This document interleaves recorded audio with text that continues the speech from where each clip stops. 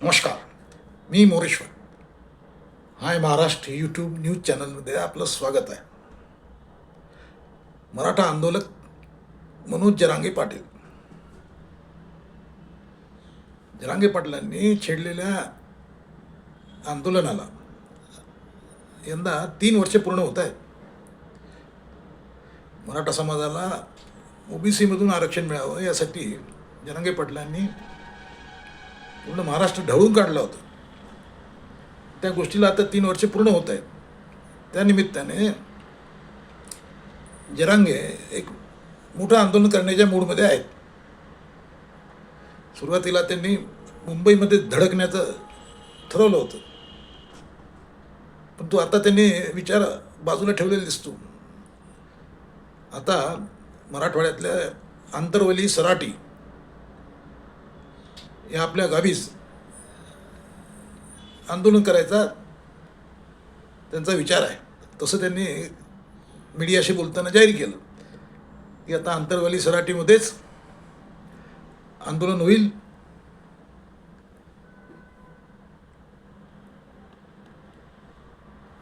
आम्ही आंदोलन करू, 10-15 दिवस मग आंतरवली सराटीमध्येच आंदोलन होईल. तरीही सरकारने आमच्या मागण्या मान्य केल्या नाहीत, तर आम्ही मग मुंबईकडे खुश करू. जरांगे पाटलांचे हे उपोषण, आमरण उपोषण हे 29 ऑगस्टपासून सुरू होत आहे. येत्या 29 ऑगस्ट 29 प्रश्न निकाली निघाला नाही तर आम्ही मुंबईला जाऊ, असं जरांगे पाटील आता म्हणाले आहेत.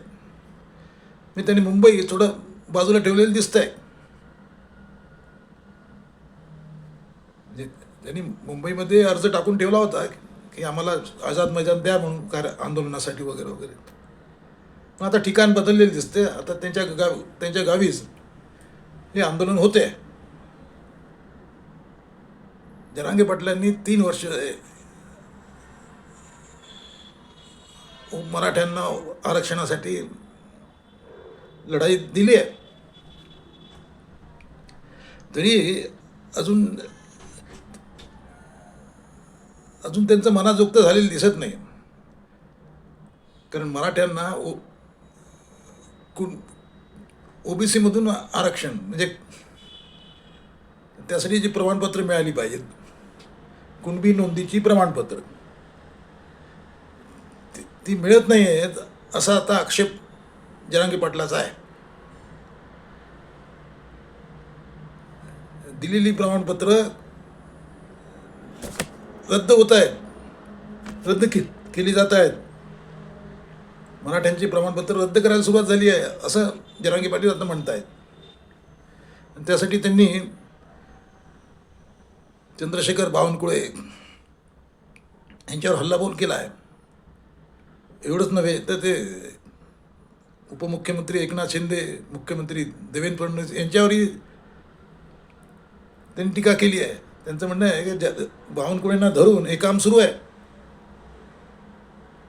58 लाख नोंदी सापडल्या आहेत, कुणबी नोंदी, तर त्यांना सर्वांना प्रमाणपत्र मिळाली पाहिजेत असं त्यांचा आग्रह आहे. आता पण जरांगे पाटील आता पण फक्त फडणवीसांना टार्गेट करत होते. आता यावेळी त्यांचं टार्गेट फडणवीसांसोबतच एकनाथ शिंदे सुद्धा आहेत. एकनाथ शिंदे आणि मंत्री संजय शिरसाट यांची मिलीभगत आहे असं आता जरांगे पाटलांनी म्हटलेलं आहे. एकूणच जरांगे पाटील आता आंतरवली सराटीमध्ये बसणार असं दिसत आहे. तर जरांगे पाटलांची तब्येत थोडी नाजूकच आहे, ती कमी जास्त होत राहते. अशा अवस्थेत जरांगे पाटील उपोषणाला बसत आहेत. त्यामुळे त्यांच्या कार्यकर्त्यांची तर चिंता वाढलीच आहे, परंतु सरकारची चिंता वाढली आहे, टेन्शन आहे. म्हणजे आधीच तब्येत ठीक नाही, त्यात पुन्हा जरांगे पाटील उपोषण करतो म्हणत आहेत. वारंवार केलेल्या उपोषणामुळे त्यांची तब्येत म्हणजे गडबड सुरू झाली आहे. तरी त्यांचा आग्रह आहे की मी उपोषणाला बसणार येत्या 29 ऑगस्टपासून. त्यामुळे आता सरकार काय याच्यातून प्रश्न तोडगा काढतो ते पाहायचं आपण. परंतु जरांगे पाटलांनी मुंबईत आंदोलन जाहीर केल्यामुळे खळबळ उडाली होती. त्याला टक्कर म्हणून ओबीसी नेते लक्ष्मण हाके यांनी 1 सप्टेंबरला मुंबईत मोर्चा जाहीर केला होता. लक्ष्मण हाके हे येत्या 1 सप्टेंबर रोजी मुंबईमध्ये मोर्चा करतायत. म्हणजे जरांगे पाटलांनी मुंबईची गोष्ट केल्यामुळे आता ओबीसी नेते लक्ष्मण हाके सुद्धा कामाला लागले आणि त्यांनी जाहीर करून टाकलं की 1 सप्टेंबरला आम्ही मुंबईत मोर्चा करणार. तसं समजा पण आता सध्या जरांगे पाटलांनी आंदोलनाचं ठिकाण बदलल्यामुळे 2 समाजामध्ये तसं डायरेक्ट जर संघर्ष झाला असता, दोघे मुंबईत आले असते तर तो धोका आता टळला आहे तूर्त. त्यामुळे एक गोष्ट चांगली झाली की जरांगे पाटील आपल्या गावालाच उपोषण करतायत. पण सरकारला आज नाही उद्या यातून मार्ग काढावा लागेल.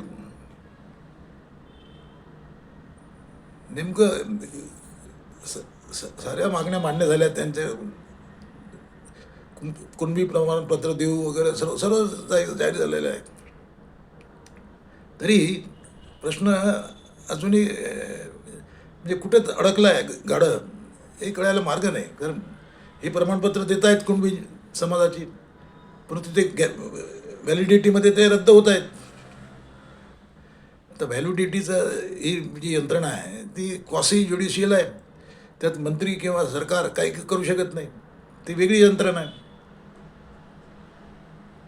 त्यामुळे आता हा विषय कसा मार्गी लावतोस याकडे सरकारचं लक्ष आहे. काय बसतील का जरांगे पाटील उपोषणाला? कॉमेंट करा. नमस्कार.